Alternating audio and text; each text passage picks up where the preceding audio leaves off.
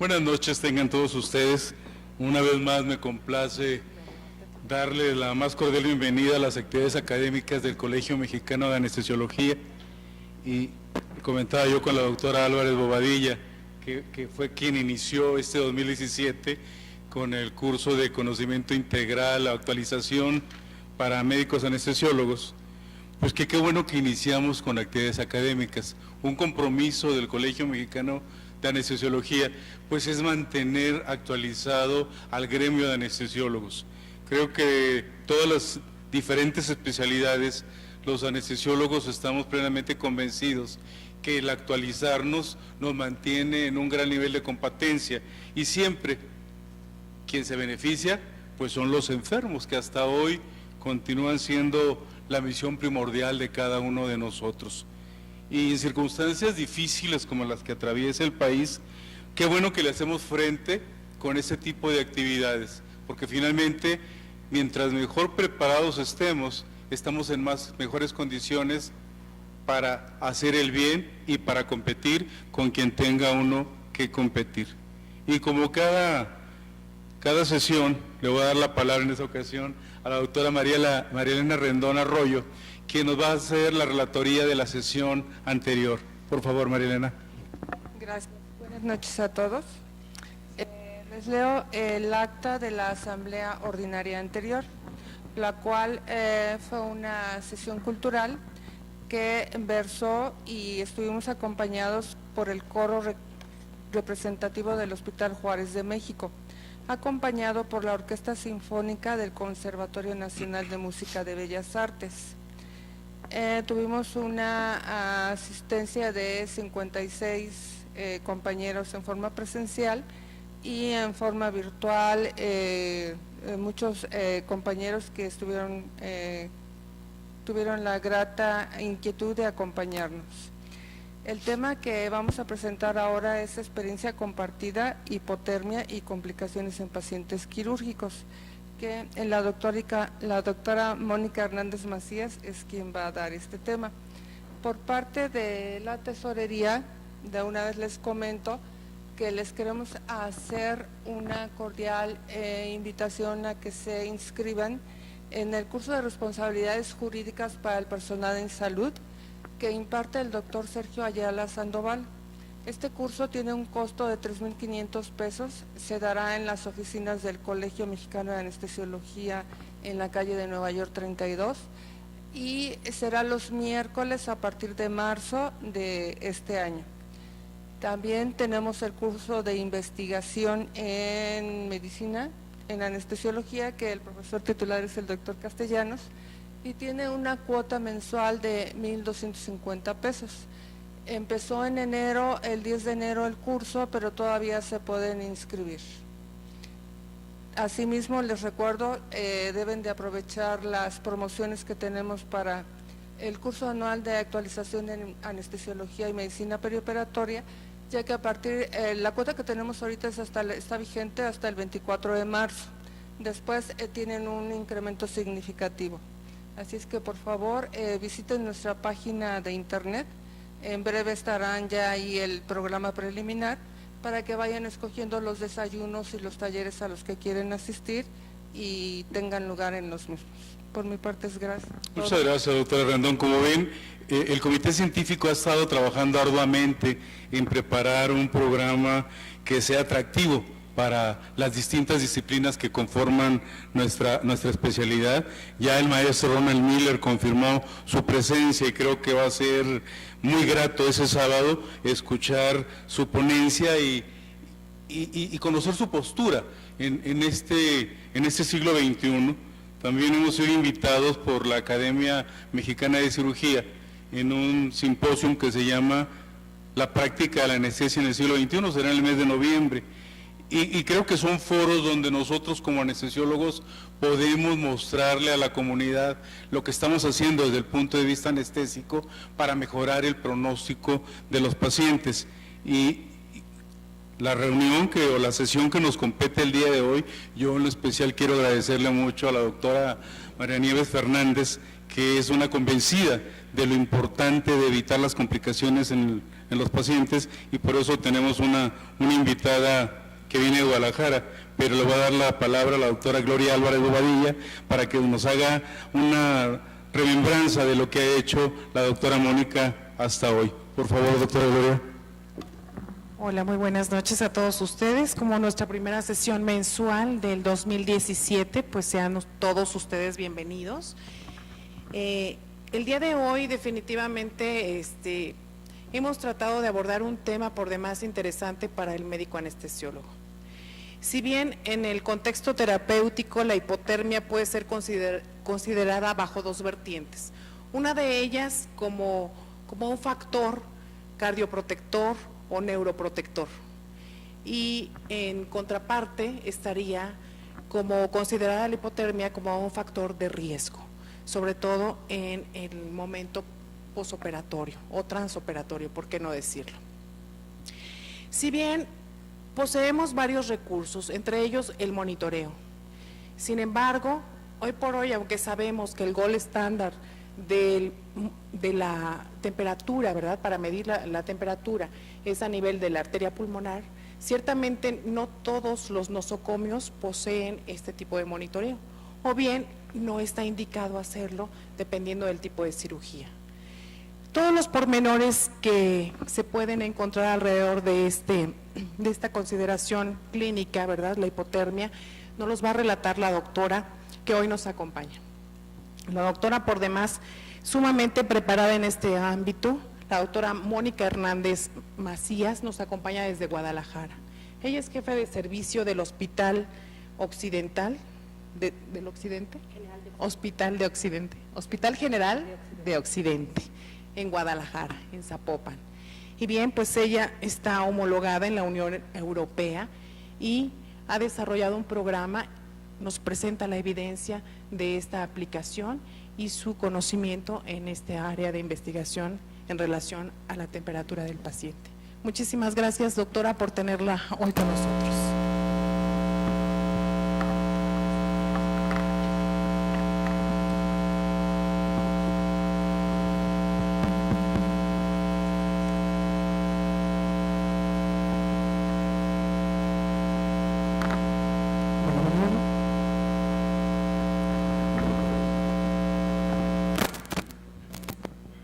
Listo, ya nos quitaron la distracción.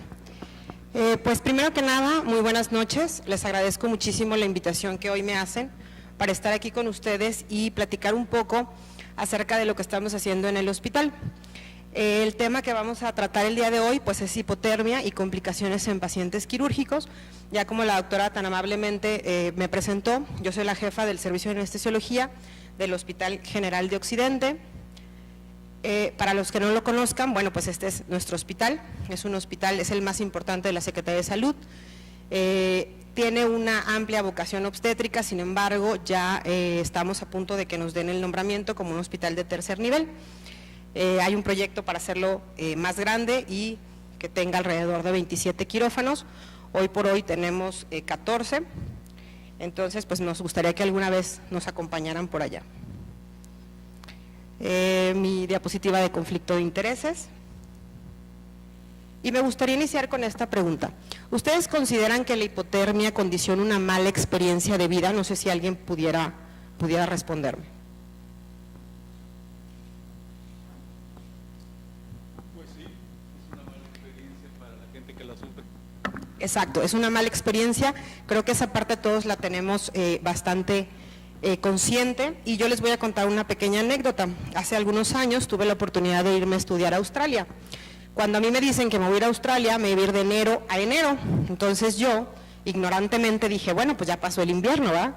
Entonces agarré la maleta, puro short, pura playera, porque me iba a ir a estudiar, y resulta que todo iba muy bien. Yo llegué en enero, hacía mucho calor, van pasando los meses, y cuando llegué el mes de agosto, fue un cambio de verdad que es súbito. En el día estábamos todavía a 25, 26 grados, y durante la noche, yo me acuerdo dormirme, acostarme, y de repente empezar a sentir un frío impresionante, el peor frío que yo había sentido en toda mi vida. Me dolían los huesos, me temblaba la mandíbula, y yo dije, bueno, ¿qué está pasando? Y resulta que para mi sorpresa, Australia en agosto es su invierno y puede llegar a ser Australia, lleno de nieve y con climas o temperaturas que bajan por abajo de los 0 grados. Entonces yo no tenía nada preparado, no tenía ni la ropa adecuada, ni las cobijas, ni nada para poder enfrentar estas temperaturas. Esa noche había entrado, por así decirlo, el invierno como tal, y habíamos llegado por abajo de los 0 grados y pues yo no tenía nada. Obviamente siendo estudiante no me importó sacrificar mis recursos y al día siguiente fui a comprar cobijas, botas, sudaderas y todo lo que era necesario, ¿no? Entonces definitivamente la hipotermia condiciona una mala experiencia de vida.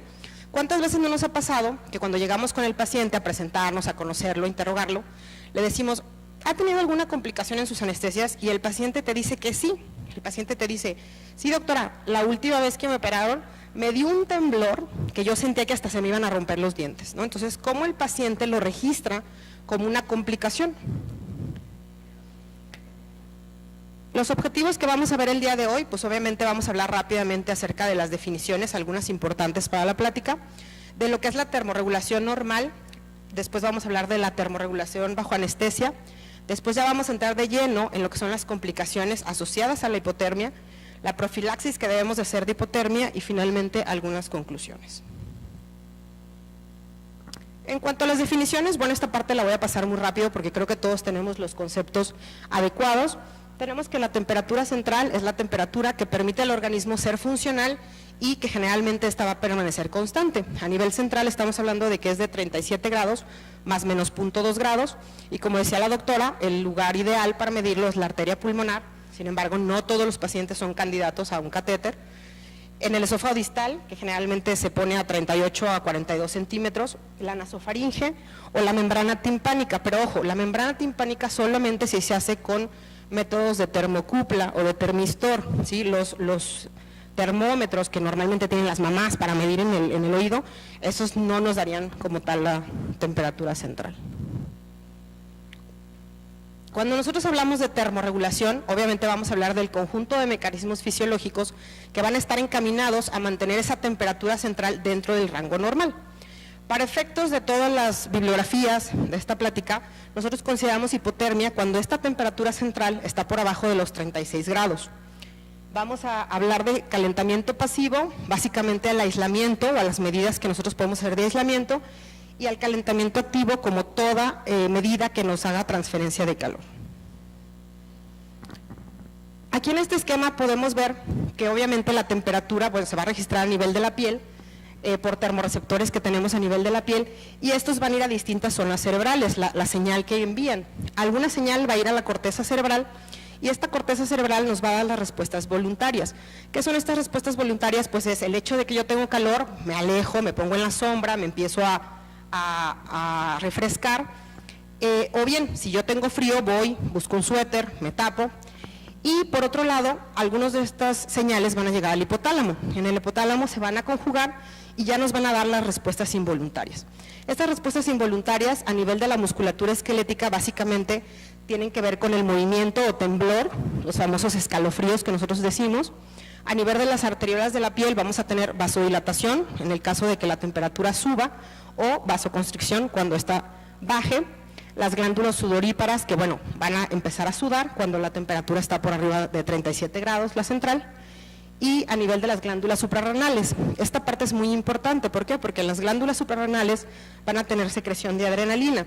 Esto va a estar encaminado a que tengamos un aumento de la actividad metabólica y en unas diapositivas más adelante van a ver cómo esto es altamente significativo cuando los pacientes presentan hipotermia. Por otro lado, el hipotálamo también activa la glándula hipófisis, esta va a activar a la glándula tiroides, secretando T3 y T4, y este también es un mecanismo por el cual hay un aumento metabólico. Esto encaminado a que cuando el paciente tiene hipotermia, produzca calor. Hablando de la termorregulación normal, este es un punto que es muy importante. ¿Por qué? Porque si se fijan en los pacientes normales, los pacientes que no están sometidos a anestesia, tenemos una zona neutral que es muy corta, que esta ronda alrededor de entre los 37, como decíamos, más menos 0.2, que va de los 37.2 a los 36.8. Esa es una zona neutral en la cual el cuerpo se siente en confort y no requiere hacer ninguna regulación. Cuando pasa de 37.2 van a empezar los mecanismos de sudoración y vasodilatación. En este caso, para efectos de la hipotermia, cuando bajamos de 36,8, el cuerpo de manera natural empieza con una vasoconstricción. Y cuando baja de 36 grados de manera normal, vamos a empezar con los llamados escalofríos o temblores. Esto es lo que pasa en una persona normal en cualquier momento. ¿Cómo se altera esto con la anestesia? Esta parte es muy importante, ¿por qué? Porque si se fijan, la zona neutral va a ser muy amplia. Eso es lo que ocasionan los anestésicos, tanto los gases volátiles como los sistemas, en este caso los anestésicos locales, cuando bloqueamos. Todos los medicamentos que utilizamos ya en un futuro van a ver cómo estos puntos gatillo los van a alterar. Entonces tenemos que cuando tenemos un paciente bajo cualquier técnica anestésica, va a empezar la vasoconstricción apenas cuando el cuerpo a nivel central registra una caída por abajo de 34 grados. Y va a empezar con escalofríos o con temblores cuando esté por abajo de 32 grados. Entonces, esta parte es muy importante para entender cómo se dan las pérdidas de calor en el quirófano. Aquí tenemos cómo se da el proceso de pérdida y definitivamente la pérdida más importante se va a dar en la primera hora de que el paciente esté anestesiado. En esta primera hora, que está representada por esta flecha, se va a perder por una redistribución. ¿Qué quiere decir esto?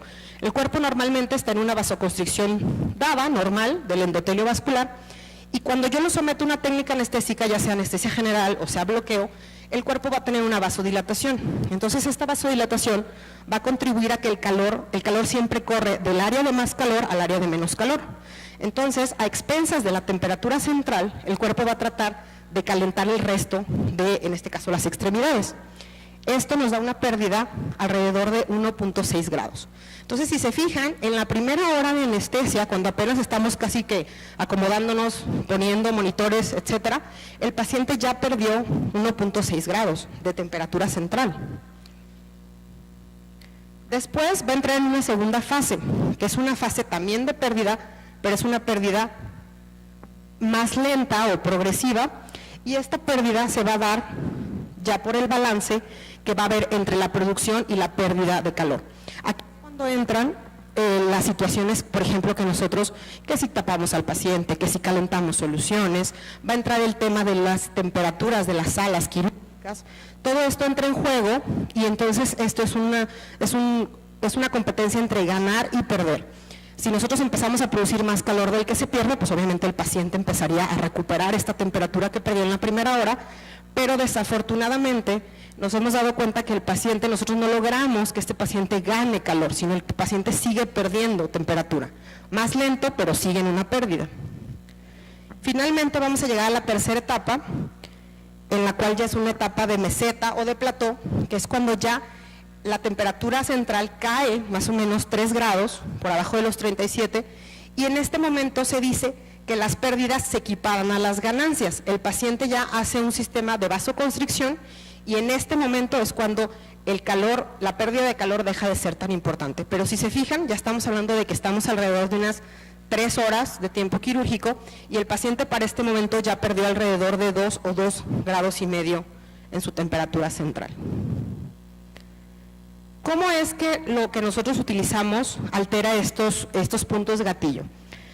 Si se fijan, esta es una diapositiva de Lancet, es una revista europea, por eso aquí el opioide que ustedes pueden ver es el alfentanil, es un opioide que se maneja en Europa, pero si se fijan, estamos comparando lo que es un gas, que es el desflorano, un opioide del alfentanil, medicamentos como la dexmedetomidina, que ahorita está muy de moda asociarla, las infusiones, sobre todo en cirugías como de neuro, y el clásico propofol. Y como ustedes pueden ver aquí, cuando ustedes a mayor volúmenes por ciento tengan de un gas, en este caso utilizaron ellos desflorano, el punto gatillo en el cual, por ejemplo, el verde que ustedes pueden ver son los escalofríos, son los temblores. Si se fijan, si está cerrado el desflorano, más o menos los temblores empiezan, en este caso de esta publicación, a los 35 grados. Sin embargo, conforme vamos aumentando los volúmenes por ciento, va cayendo, cuando tenemos alrededor de 3, ya cayó por abajo de 34, y cuando tenemos 6 volúmenes por ciento, el punto gatillo para el temblor ya está en 32 grados, ¿sí? La vasoconstricción también se ve que tiene una disminución de esos puntos gatillo, de forma importante. Cuando ya tenemos 6 volúmenes por ciento, la vasoconstricción ya está por abajo de los 34 grados. En los casos de los opioides son un poco más nobles, tienen una disminución de los puntos de gatillo un poco menos importantes. La dexmedetomidina también tiene un comportamiento similar a los opioides, sí disminuyen estos puntos gatillo, pero no de una forma tan importante como son los gases. Y finalmente, la infusión de propofol, a mayor concentración plasmática ustedes tengan, esta situación también los puntos de gatillo cada vez van siendo a menores grados de temperatura. Esto nos lleva al punto de que si ustedes asocian medicamentos, por ejemplo, en el caso de que ustedes den una anestesia inhalada balanceada, pues obviamente vamos a escoger un gas, vamos a escoger un opioide, a veces vamos a poner algún otro coadyuvante, como sería dexmetomidina, sulfato de magnesio. Entonces, esta asociación de fármacos nos hace que también se vaya asociando el potencial que tienen para disminuir los puntos gatillo. Y que entonces las pérdidas, cuando estamos en estos procedimientos, si no tenemos el cuidado de monitorizarlo y el cuidado de dar sistemas de calentamiento, pues obviamente el paciente tiene mayor profundidad en lo que sería la hipotermia. ¿Qué pasa cuando bloqueamos un paciente? Porque, bueno, todos estamos conscientes que cuando es una anestesia general, pues claro que va a haber una vasodilatación, y es una vasodilatación que incluso esperamos. Pero bueno, habrá quien diga, ¿sabes qué? Bloquéalo. Al final de cuentas, va a tener solamente vasodilatación del nivel que llega el bloqueo hacia abajo, pero tiene la capacidad de generar calor. Tan es así que, por ejemplo, yo me dedico ampliamente a la anestesia obstétrica. Entonces, es muy común que las pacientes obstétricas tiemblen, ¿sí? Y este temblor, pues obviamente es la manera en la que su cuerpo está produciendo el calor para compensar la pérdida. Pero ¿qué pasa con los pacientes que tienen anestesia regional? Nos hemos dado cuenta que los pacientes con anestesia regional tienen mayor profundidad de hipotermia. ¿Por qué? Porque ellos, por el hecho de tener el bloqueo simpático, hacen que su sensación de disconfort cuando ellos presentan la hipotermia sea muy tardía. O sea, ellos te refieren que tienen frío cuando sus temperaturas verdaderamente están muy, muy bajas. Entonces, eso hace que nosotros hagamos las medidas para calentar al paciente de manera muy tardía. Por otro lado, obviamente, pues va a estar un componente de vasodilatación del nivel donde tengamos el bloqueo para abajo, y todo esto se va sumando y al final nos da que los pacientes con bloqueo presentan mayor hipotermia que los pacientes con anestesia general.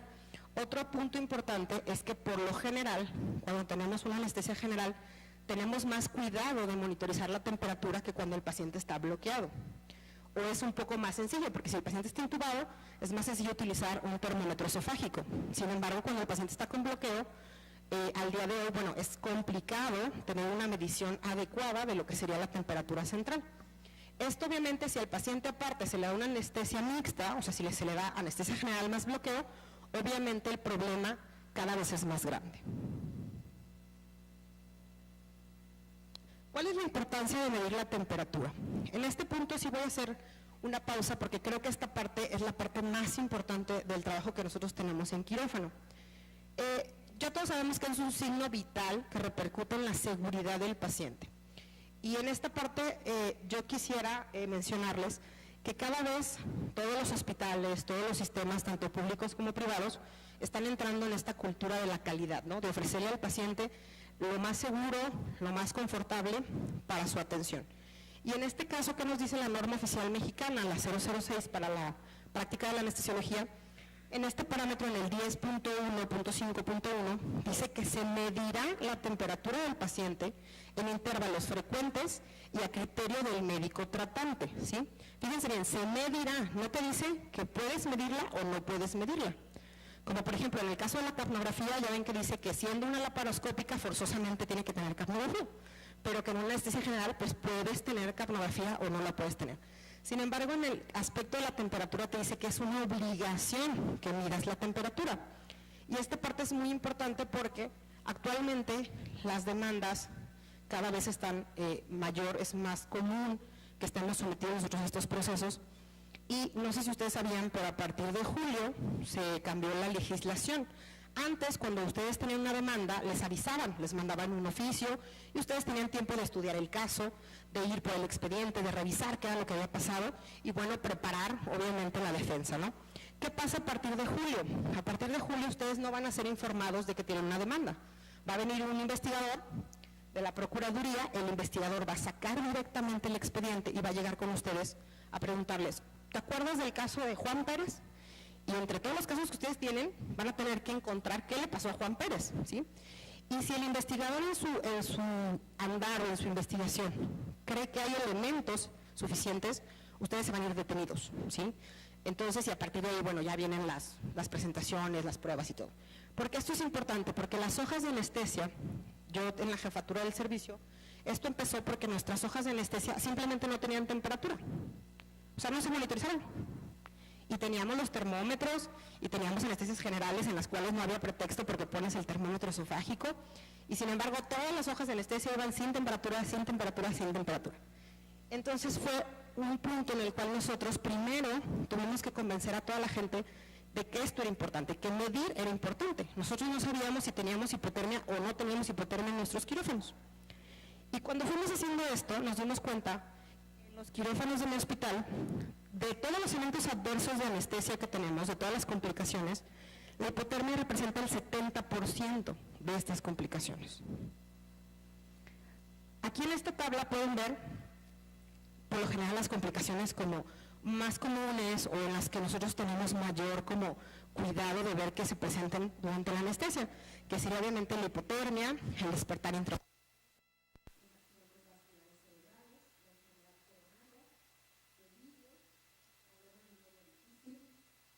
problemas de náusea y vómito y finalmente la hipotermia. Entonces, si ustedes buscan en la bibliografía, en cualquier parte, la hipotermia se considera una complicación anestésica. Son muy pocos los escenarios en los cuales la hipotermia se busca, como comentaba la doctora, como protección. De hecho, hace poco tuvimos un como debate con los neuroanestesiólogos del hospital, en los cuales, pues obviamente, nosotros hablábamos de cuando el paciente está en paro, darle hipotermia para darle obviamente neuroprotección. Y los neuroanestesiólogos decían que ya eso está en desuso, ¿sí? Que en México, por ejemplo, no se acostumbra dentro de los protocolos de la CLS, cuando van a darte la capacitación, nosotros acabamos de tomar una, nos dicen que esa parte no está en uso, e incluso en muchos países ya está siendo en desuso el utilizar la hipotermia como neuroprotección. Entonces aquí pueden ver que lo que está en azul, las barras azules, es el porcentaje de presentaciones en una revista española, y si se fijan, la hipotermia está por arriba del 50%. Y sin embargo, problemas a los cuales les invertimos más tiempo, más dinero, más esfuerzos, como lo que sería pliegue difícil, está por abajo del 10%, náusea y vómito está por abajo del 20%, delirio y enfermedades coronarias están también por abajo del 10%, y definitivamente hipertermia, despertar intraoperatorio, accidentes vasculares están cerca del 1%, de hecho por eso prácticamente ni siquiera se ve la barra. Tenemos una revista, el Journal Colombiano de Anestesiología, que también coincide con que la hipotermia es la más común, está por arriba del 50%, y en la estadística que nosotros logramos después de 2 años de mucho trabajo en el hospital, nosotros estamos peor. Nosotros teníamos una hipotermia alrededor del 75%. Todas las complicaciones anestésicas, el 75% representaba hipotermia. Nosotros tenemos náusea y vómito como alrededor del 5%, problemas de vida difícil también alrededor del 5%. Pero ¿cuál es la implicación de que un paciente tenga hipotermia? Bueno, ¿cuál es el costo de una hipotermia, de un paciente que presenta hipotermia? Nosotros nos hemos dado una tarea y el costo en general de un paciente hipotérmico puede entre los 2.500 a los 7.000 pesos por el simple hecho de presentar la complicación más frecuente de la anestesia. Aquí en esta diapositiva, si se fijan, comparan pacientes normotécnicos y pacientes hipotérmicos. Y esta parte es muy interesante porque si se fijan, las infecciones de herida quirúrgica en un paciente normotérmico están alrededor de un 6%. Cuando el paciente tiene algún grado de hipotermia, estas infecciones pueden llegar hasta ser hasta del 19%. Entonces, aquí te empieza a explicar por qué el paciente hipotérmico te cuesta más. Va a gastar más antibiótico, muy probablemente va a tener más días de estancia, que es el segundo renglón. Si se fijan, la distancia intrahospitalaria en este estudio era alrededor de 12 días y cuando el paciente tenía hipotermia se iba a 14.7, aumentaba 2 días de estancia. Ectopias ventriculares están alrededor del 2% cuando el paciente está normotérmico y se van alrededor del 8% por el simple hecho de que el paciente tenga hipotermia. Hay algunos otros datos como el aumento en el tiempo, obviamente, de la duración de relajantes musculares, en este caso como bicuronio o atracurio, los cuales pueden incluso hasta su tiempo de eliminación. Las concentraciones de propofol también aumentan.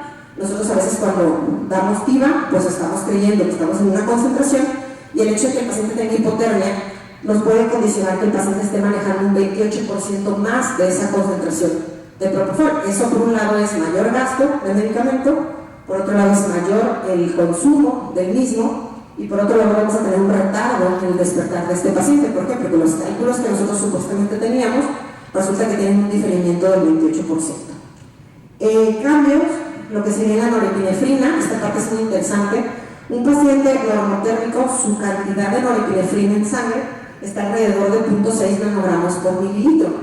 Y si se fijan, un paciente hipotérmico se va a 46, ¿sí? ¿Esto qué quiere decir? Que es una cantidad mucho mayor de norepinefrina circulando, que es parte de lo que nos condiciona, obviamente también, ectopias ventriculares. Y finalmente, un punto muy importante, que es el disconfort del paciente, que era lo que hablábamos al inicio de la plática, era la pregunta que yo les hacía. El paciente que tiene hipotermia registra su evento anestésico como lo peor que le pudo pasar. ¿Qué importa si salió bien? ¿Qué importa si le estaban haciendo un bypass cardíaco? ¿Qué importa si era la cirugía más complicada o lo más sencillo como una cesárea? De todos modos, el paciente registra que fue lo peor que le pudo pasar por el hecho de tener frío. La coagulopatía, como ustedes lo saben, la coagulopatía que se debe a la hipotermia, nos va a aumentar en un 20% aproximadamente el grado de desagrado de nuestros pacientes.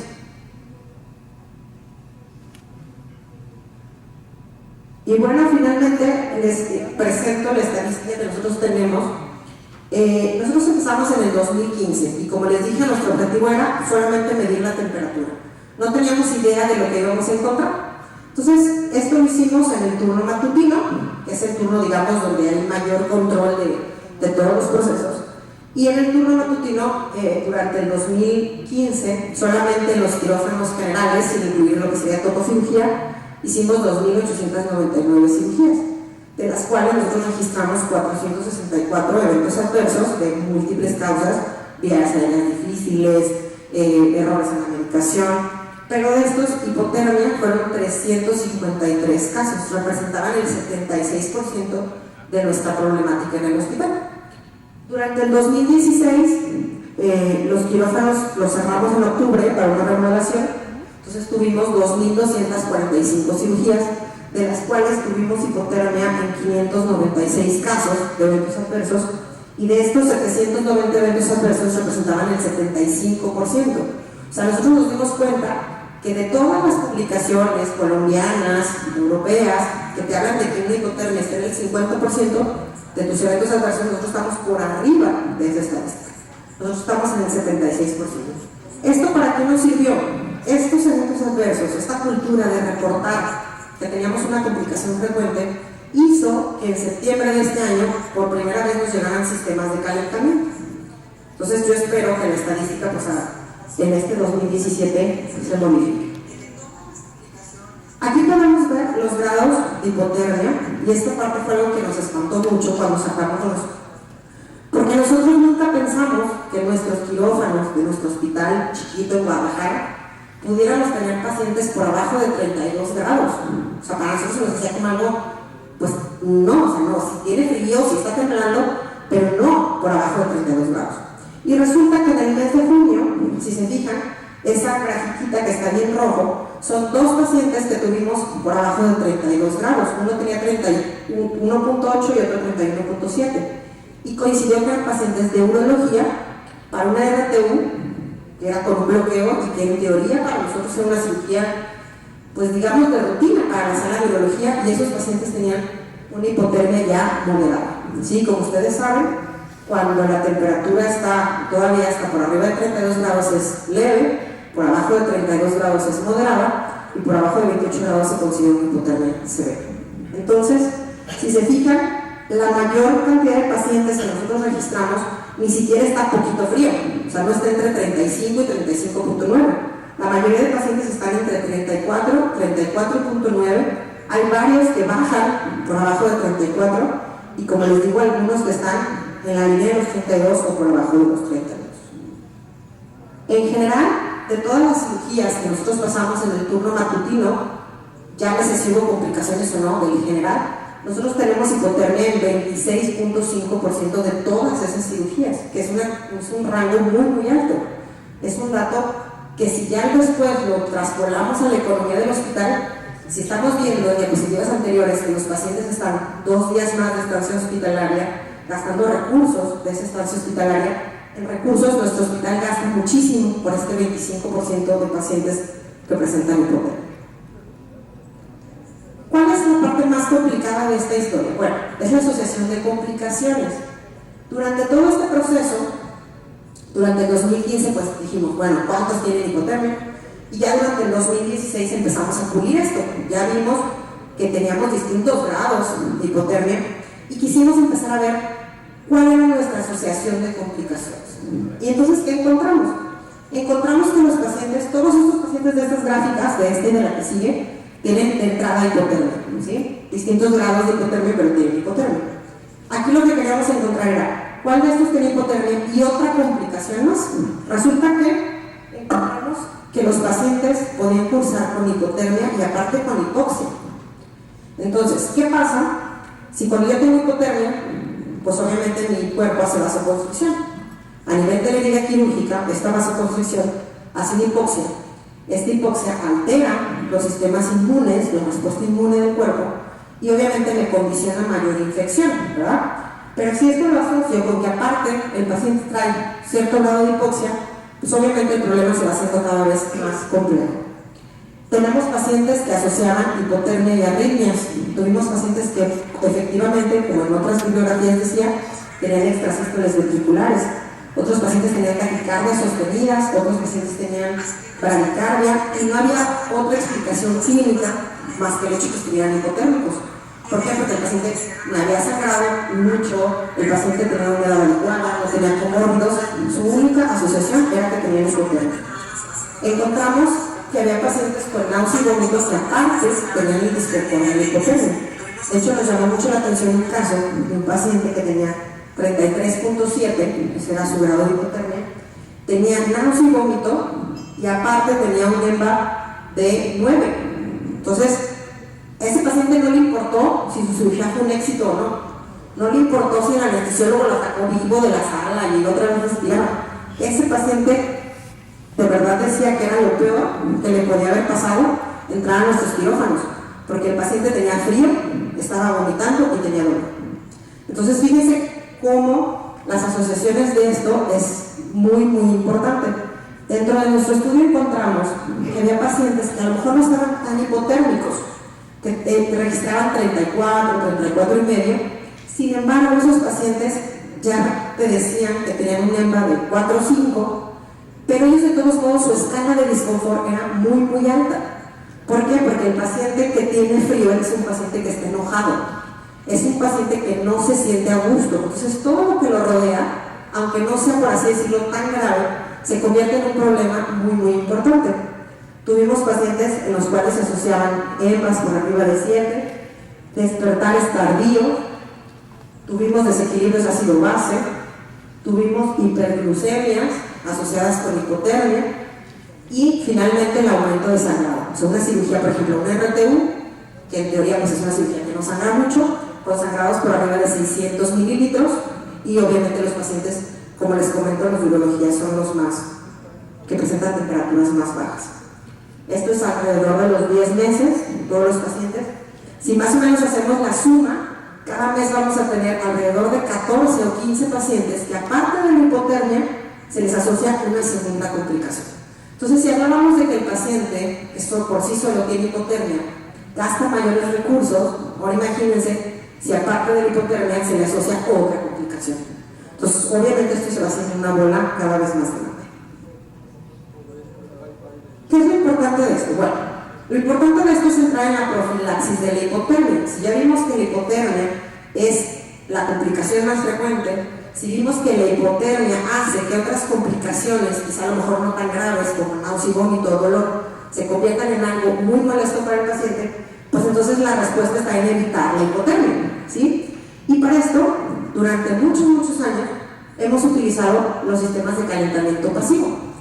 Pero estos sistemas de calentamiento pasivo están encaminados a la segunda fase de la pérdida de temperatura, cuando ya nosotros tenemos una temperatura muy importante que ya perdimos, que es alrededor de 2 grados a nivel central.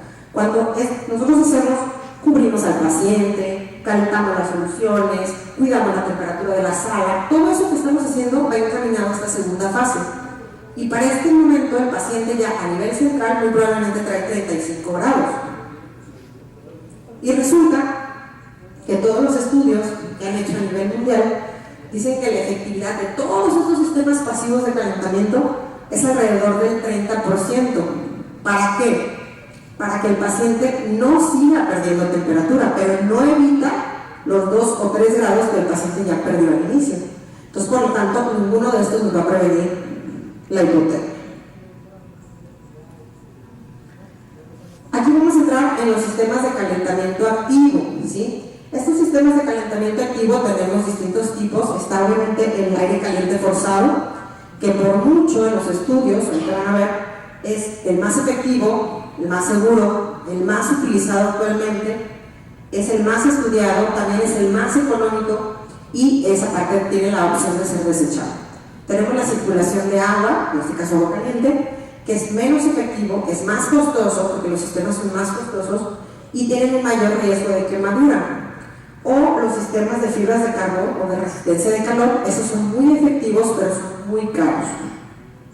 Todos estos sistemas de calentamiento activo van a ir encaminados a la primera fase de pérdida de calor.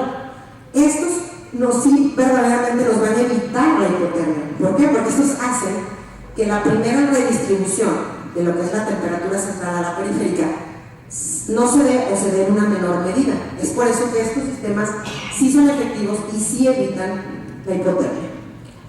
¿Cuál es el costo alrededor de un sistema de calentamiento activo cuando estamos hablando de aire caliente forzado?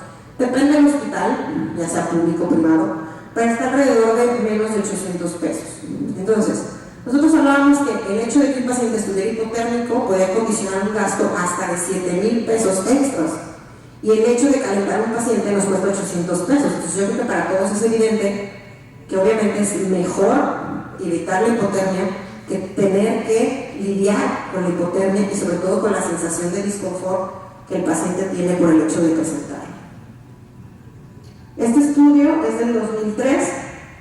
Aquí lo que hicieron fue comparar los distintos sistemas de calentamiento activo y en este caso, si se fijan, tenemos a la circulación de agua, que como les digo, se encontró que es menos efectiva y que tiene mayores riesgos de quemadura. Es en la gráfica lo que ven de bolitas. Si se fijan, empieza, pues digamos, igual que todos los sistemas. Sin embargo, cuando ya llegamos a una temperatura de 35.5, empieza a perder muy rápidamente su efectividad y al final el paciente, al término de unas 3 horas más o menos, de todos modos cae en una hipotermia importante.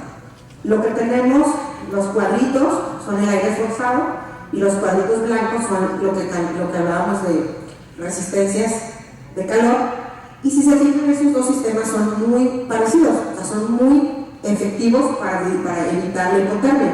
Sin embargo, las resistencias de calor son sistemas de un costo muy elevado. Es por eso que obviamente el hecho de utilizar aire caliente es la opción más adecuada, más segura y más barata para calentar al paciente. Si se fijan, tanto los dos mecanismos, el paciente llega por arriba de 35.6 y a partir de ahí se estabiliza. E incluso al final de la cirugía, donde ya es menos el paso de soluciones, donde el paciente ya empieza a estar más cubierto, donde el paciente ya empieza a despertar, incluso el paciente acaba por calentarse y entonces salir con una temperatura, digamos, normal. Entonces, bueno, todo esto ¿a qué nos lleva? Esto nos lleva a unas conclusiones que son importantes y que me gustaría que les quedara de esta plática. La primera conclusión es que monitorizar la temperatura es el primer paso y el paso más importante. Ustedes no van a saber hasta qué punto sus pacientes se enfrían si no le toman la temperatura. No sé cuál sea la experiencia aquí en México, pero en Guadalajara esto se da en un hospital público. Pero si ustedes van al hospital privado, al que ustedes me digan, al más caro, que es el Puerta de Hierro, el San José, el San Javier, son los hospitales más caros, algunos de ellos son del Grupo Ángeles, no hay termómetros. O sea, no hay termómetros, en los monitores no tenemos termómetros. Obviamente, por supuesto que no tenemos sistemas de calentamiento. Y obviamente que los hospitales que tienen sistemas de calentamiento tampoco te los ofrecen. Entonces, esto nosotros lo logramos hacer en un hospital público con la voluntad de quererlo hacer. Pero en el hospital privado nos hemos topado con que tenemos una resistencia muy, muy importante, incluso hasta de los cirujanos, que a la hora que tú le dices, oye, es que yo necesito un sistema de calentamiento, no, es que le va a costar más al paciente, ¿no? Entonces, de repente es como bien complicado el explicarle que el hecho de que el paciente tenga hipotermia nos sale más caro y aparte nos deja una imagen peor en lo que sería el tránsito de la cirugía del paciente. Pero el punto más importante para poder saber en dónde estamos en nuestro problema, pues es empezar a monitorizar la temperatura en todos lados, sea público, sea privado, sea como les decía, un paciente en bloqueo o sea un paciente en anestesia general. Que considerar que cualquier técnica anestésica altera la termorregulación, ¿sí? No importa si el paciente le estamos dando una general, si le estamos dando una activa, si le estamos dando una general libre de opioides, si le estamos dando un bloqueo o si le estamos dando una mixta. Todos los procesos anestésicos van a alterar la termorregulación del paciente. La hipotermia debe evitarse, ¿sí? No corregirse. De nada te sirve que el paciente estuvo hipotérmico toda la cirugía y cuando llega a RECU, entonces ahí sí le ponen su manta y ahí sí lo tratan de calentar. Eso la verdad es que ya no te funciona, el paciente ya pasó por toda esa pérdida de temperatura y ya las complicaciones o la hipotermia que generan un mayor grado de complicaciones ya se dio, ¿no? Entonces, la hipotermia debe evitarse. La hipotermia es la principal complicación anestésica, ojo. ¿Cuántas veces su paciente, por ejemplo en una cesárea, tiembla la señora y tú en la hoja de anestesio hay un apartado, por lo menos en todas las que yo conozco, que dice complicaciones y todo el mundo le pone ninguna? No, ¿cómo le voy a poner que tuvo una complicación? Pues si nomás tembló, o sea, tenía poquito frío, pero de ahí no pasó. Entonces, el hecho de que tu paciente tiemble te debe de decir a ti que por lo menos su temperatura a nivel central estaba por abajo de 33 grados. Entonces, obviamente, si nos vamos a la bibliografía y si somos honestos, en la hoja tendríamos que ponerle, sí señora, usted tuvo una complicación, usted cursó con hipotermia. Entonces, la hipotermia es la primera complicación anestésica que un paciente presenta. La hipotermia genera una mala experiencia de vida. Es lo que les digo, el paciente puede no tener tanto dolor, pero está tan molesto porque tiene frío que se le hace que es el peor dolor de su vida, la peor intervención de su vida y lo peor que le ha pasado. Entonces, definitivamente el hecho de estar hipotérmico genera una mala experiencia de vida. El calentamiento activo es el único que previene la hipotermia, ¿sí? Todos los esfuerzos que nosotros nos enseñaban a hacer y que si tapa al paciente y que si te peleas con el cirujano porque la sala esté más caliente y que calienta las opciones, todo eso nos va a dar obviamente una pérdida menor acelerada de temperatura, pero al final de cuentas nos da hipotermia. Lo único que va a evitar la hipotermia van a ser los sistemas de calentamiento activo y que dentro de estos, los que son de aire caliente forzado son la primera línea, ya que son más eficaces, son más seguros, son más económicos y sobre todo tienen la ventaja de ser desechables, ¿no? Ahorita que estamos hablando de la calidad y de ser conscientes del grado que nuestro paciente tiene que tener de satisfacción, pues el hecho de quitarle riesgos, como el hecho de que sea desechable, pues es algo sumamente importante. Y bueno, con eso sería todo de mi parte. Espero que se les haya hecho interesante. Nosotros traemos dos proyectos de investigación este año. Uno es demostrarle en el campo de la urología que los pacientes con RTU que presentan hipotermia verdaderamente salen más caros que los pacientes normotérmicos. Vamos a hacer un estudio. Y el otro está enfocado en cosas laparoscópicas, porque nosotros queremos cambiar el concepto de que por abajo de 32 grados es moderado. Nosotros hemos encontrado que cuando ya caen de 33,9, o sea, por abajo de 34, los pacientes empiezan a tener mucha asociación con otras complicaciones. Nosotros queremos demostrar que los pacientes que están por abajo de 34 grados ya tienen alteraciones metabólicas importantes, para que en un futuro pues esta clasificación cambie y lograr que por abajo de 34 ya sea una hipotermia moderada y que por abajo de 32 sea una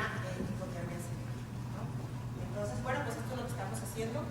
Ojalá que podamos venir a presentarles nuestros resultados de nuestros estudios al término de este año, y pues les agradezco mucho su atención y su presencia.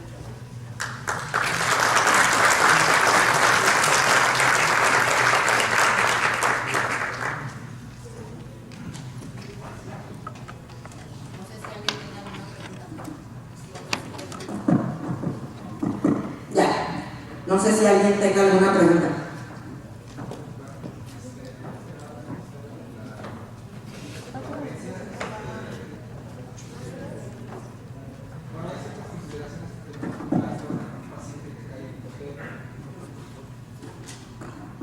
Bueno, hay ciertas consideraciones que tenemos que tomar en cuenta con el paciente que está cayendo en hipotermia, sobre todo de una forma no activa.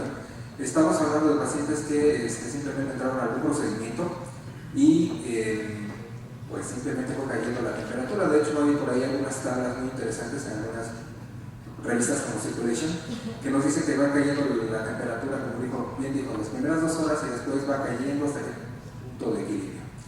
Bueno, más allá de las probables complicaciones neurológicas que pueda tener, que la sangre se vuelva cada vez más espesa, que los cambios en el gasto cardíaco, obviamente todas las alteraciones proteicas que va a tener, incluyendo tipos de coagulación, etcétera, etcétera, etcétera, inclusive el daño endotelial. Existe una revisión acerca de lo que es el ILCO, ¿cómo se llama? Hablando de la CLS, que ya no recomienda precisamente la hipotermia terapéutica, dejarle caer un litro de solución fisiológica a 4 grados centígrados, porque lejos del beneficio encontraron que existía un daño. Y a este respecto también, ¿cómo se llama? Más que la hipotermia que dañara, era el proceso de recalentamiento, tanto activo como pasivo. Entonces, en este aspecto se fueron desarrollando que una serie de complicaciones bastante graves, inclusive caían en el daño multiorgánico, y pues bueno, sí sería interesante aportar más que nada a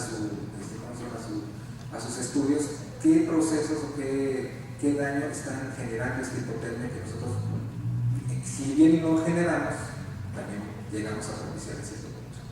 Entonces, nada más es el comentario y una gracias. Muchas gracias. Sí, de hecho, ese es nuestro objetivo con el estudio de las colas laparoscópicas. A los pacientes que caigan por abajo de 34 grados, vamos a tomarles gasometrías seriadas, vamos a tomarles troponinas, vamos a tomarles...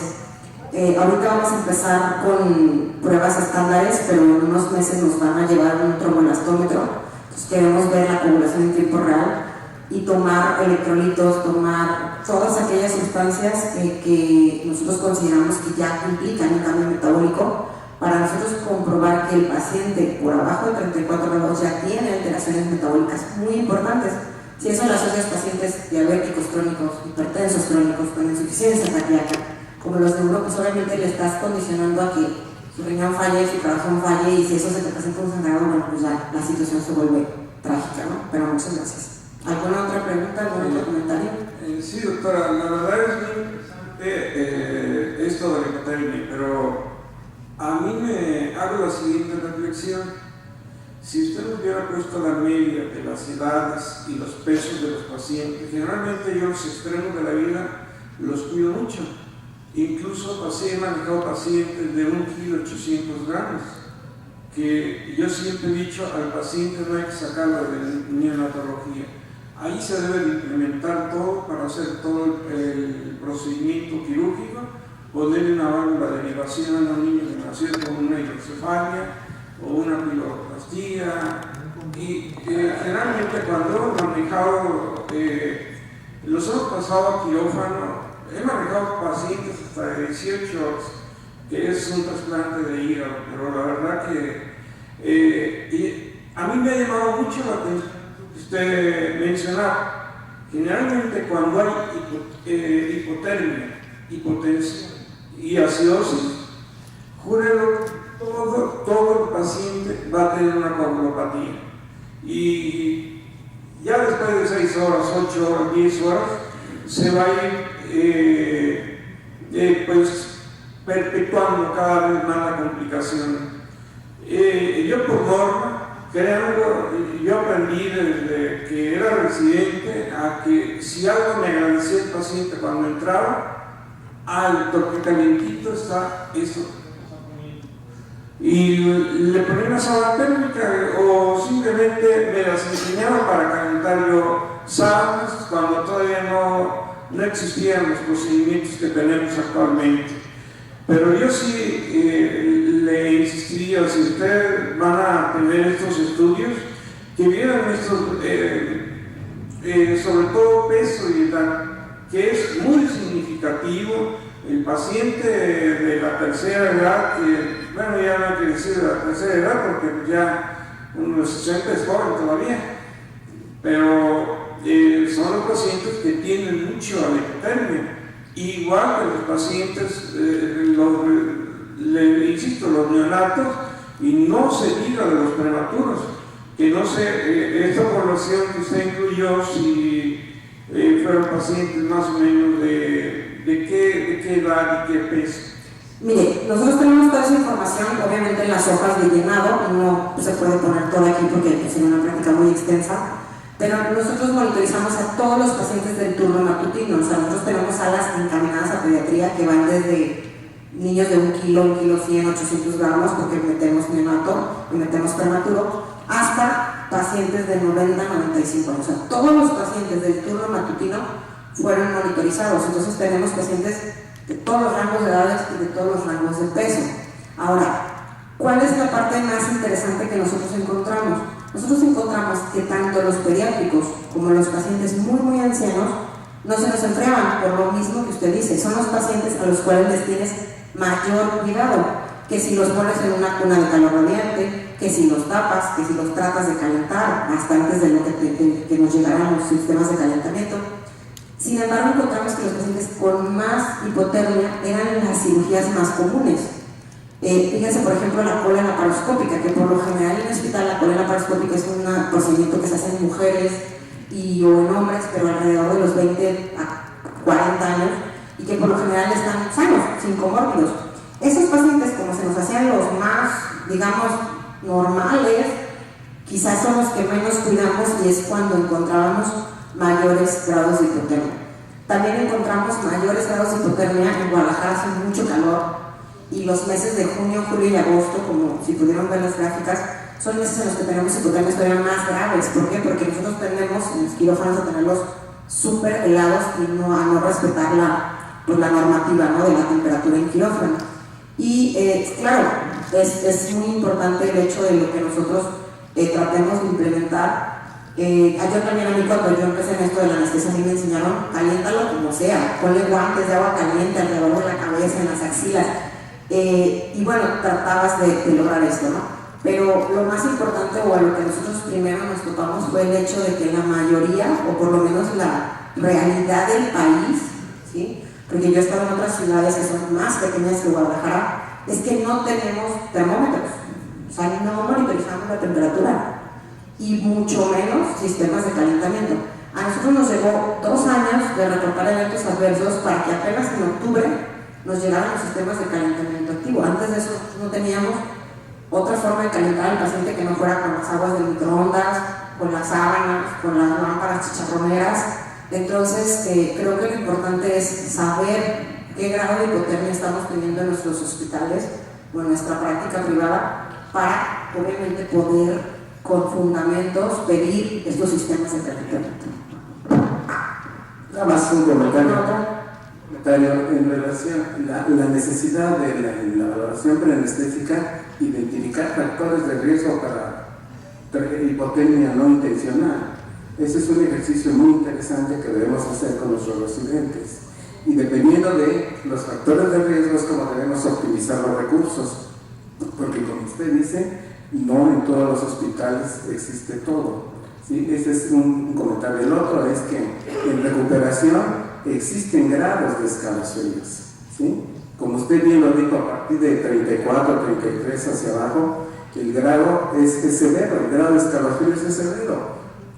Y con ese escalofrío tan severo de los pies a la cabeza, que ni siquiera puedes leer el electrocardiograma, ya con eso tú puedes optimizar tus recursos, como usted dice, el aire las sábanas de aire caliente, ¿no? Entonces es importante pues estos aspectos sencillos que nos pueden ayudar a una mejor práctica. Y totalmente de acuerdo con usted en que desde la perspectiva del paciente la hipotermia es un recuerdo muy desagradable. Nosotros también hace poco hicimos una encuesta y esa fue una de las complicaciones que más reportaron los pacientes. Gracias. Muchas gracias. ¿Alguna otra pregunta o algún otro comentario?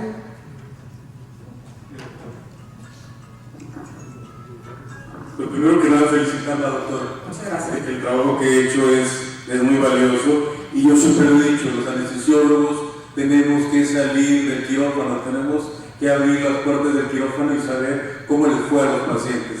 Y esta parte de seguir y correlacionar la hipotermia con las diversas complicaciones, creo que abre un campo de investigación muy importante.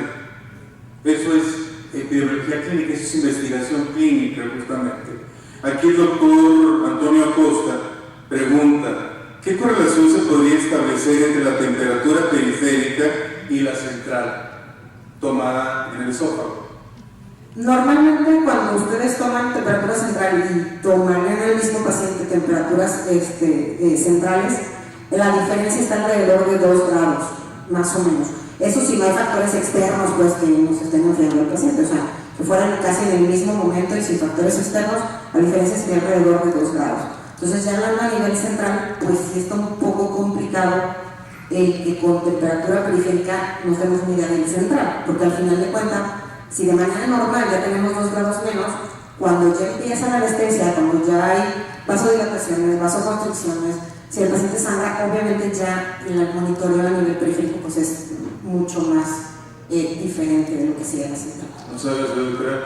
Beatriz dice, muy buena plática, felicidades a la doctora. Y si como ella menciona, es cuestión de crear la cultura para que tengamos ya de manera tradicional el monitoreo en los pacientes de quirófano. Antonio Acosta dice, ¿me podría describir el sistema de calentamiento activo a través del aire caliente forzado? Sí, claro que sí. El aire caliente forzado trabaja, es una máquina que como su nombre lo dice, mete calor, lo calienta y lo manda por unos tubos corrugados. Estos tubos corrugados están conectados a una sábana. Hay distintos tipos de sábana, eso también es algo importante. Tenemos sábanas para calentamiento del paciente en posición obviamente prona, adultos, pediátricos, tenemos para litotomía, tenemos la que va encima, por ejemplo para la recuperación, que es mucho más cómoda la sábana. Entonces esto lo que hace es para distribuir este aire caliente alrededor de toda la sábana de manera uniforme y tiene como unos hoyitos en los cuales este aire está circulando alrededor de la piel del paciente. O sea, el paciente tiene que estar, digamos, para que funcione perfectamente pues, desnudo sobre esta sábana. ¿Para qué? Para que el contacto de este aire caliente con la piel haga que sea un calentamiento activo. Y de esta manera el paciente pues obviamente se calienta. Muchas gracias. El doctor José Luis Cisneros dice, estoy en mi servicio social y no cuento con un aparato de aire forzado. ¿Qué puedo utilizar para evitar la hipotermia en mis pacientes? Ahí es un punto muy difícil, porque era lo que les comentaba. Todo lo que nosotros nos enseñaron a hacer, todo, calentar las sábanas, ponerle la lámpara, calentar las soluciones, todo eso, lo único que hace es que perdamos temperatura más despacio, pero al final de cuentas la perdemos. Los únicos sistemas que en este caso van a evitar la hipotermia serían los sistemas de calentamiento activo. Entonces, en el caso de él, bueno, pues esa realidad justo es donde la mayoría de las ciudades, pues incluso les digo, Guadalajara tampoco es que sea un rancho, y aún así no hay ni termómetros ni sistemas de calentamiento, pues mucho menos en un servicio social.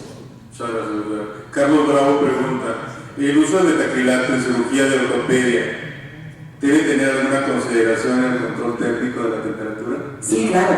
El metacrilato, bueno, lo que pasa es que ahí es al revés. Ahí a la hora de que cuando ponen el metacrilato, los pacientes pueden tener una hipertensión muy importante y que ahí, bueno, obviamente tengamos otro tipo de complicaciones. Pero sí, en un paciente que tiene prótesis de cadera, rodilla, es ideal tener monitoreo de temperatura.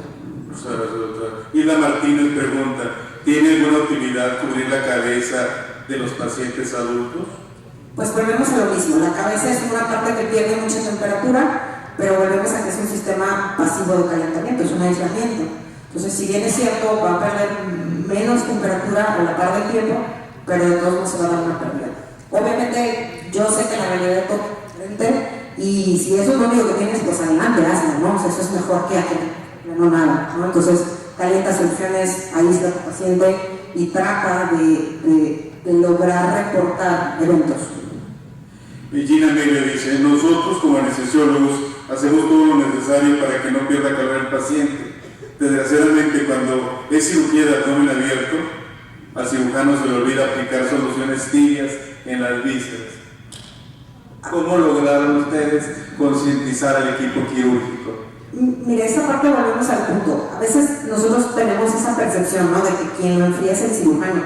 Pero si nos regresamos a las láminas que estábamos viendo, el simple hecho de aplicar la anestesia, o sea, sin que el cirujano haya empezado, te implica pérdida de 2 grados a nivel central.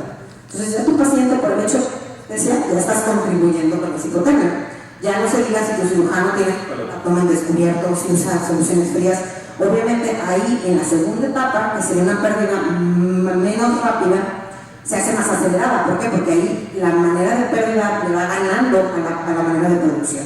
Entonces, yo creo que lo primero es, la culpa no la tienen los cirujanos ni la tienen los anestesiólogos. La culpa es el simple hecho de que el quirófano le implica hipotermia. Y todos, es trabajo de todos, lograr que esto se revierta, ¿no? O sea, no es culpa del cirujano ni de nosotros.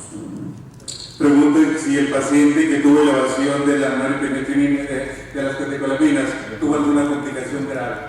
Nosotros no hemos medido norepinefrina, ese es el estudio que apenas estamos haciendo. En los pacientes que bajen de 34 vamos a tomarles medición, porque ahorita pues nada más registramos que algunos pacientes tenían hipotermia y que hacían cierto tipo de arritmias, pero no les hemos medido la epinefrina. Yo supongo que pues van a tener obviamente un aumento de la misma. Ya después vendré a darles los resultados. Pues, ¿tiene una pregunta de la doctora?